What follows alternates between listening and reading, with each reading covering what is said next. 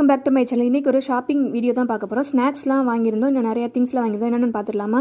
பொரி உருண்டை வாங்கியிருந்தோம், அதுக்கப்புறம் பக்கோடா, காரச்சேவு, அது நல்லா மாவு மாறி இருக்கும்ல அது, அதுக்கப்புறம் பன்னீர் ஜாமுன், பெங்காலி ஸ்வீட்ஸ்னு ஒன்று கொடுத்துருந்தாங்க. அதெல்லாம் வாங்குறதுக்கே 300 ஆயிடுச்சு. அதுக்கப்புறம் விருதுநகரில் இருக்கிற காதி கிராப்பு சர்வோதயான்னு சொல்லுவாங்களே, அந்த கடைக்கு போய் அங்கே வேறு நிறைய வாங்கியிருந்தோம். அதுவும் அங்கே ரேட் வந்து 1000 ருபீஸ் ஆயிடுச்சு. காதி கிராப்னாலே ரேட் வந்து அதிகமாக இருக்கும், அட் சேம் டைம் குவாலிட்டியாகவும் இருக்கும்.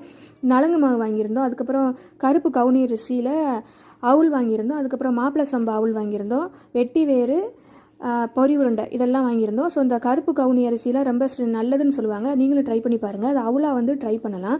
ஸோ மாப்பிள சம்பாங்கிறது வந்து அந்த காலத்தில் வந்து மேரேஜுக்கு தயாராகிற பசங்களாம் என்ன பண்ணுவாங்கன்னா, இந்த மாப்பிள சம்பா அரிசியை சாப்பிட்டுட்டே வருவாங்களாம்.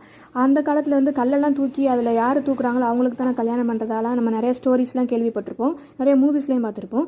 ஸோ அந்தளவுக்கு அந்த அவ்வளோ பெரிய கல்லை தூக்குற அளவுக்கு ஸ்ட்ரென்த்து வந்து இந்த மாப்பிள சம்பா அரிசி சாப்பிட்டா கிடைக்கும்னு சொல்கிறாங்க. ஆனால் இதை சாப்பிடும்போது நான்வெஜ் வந்து நம்ம சாப்பிடக்கூடாது. நீங்களும் ட்ரை பண்ணி பார்த்துட்டு எப்படி இருக்குன்னு சொல்லுங்கள். வீடியோ பிடிச்சி லைக் அண்ட் சப்ஸ்கிரைப் பண்ணுங்கள். தேங்க்யூ ஃபார் வாட்சிங்.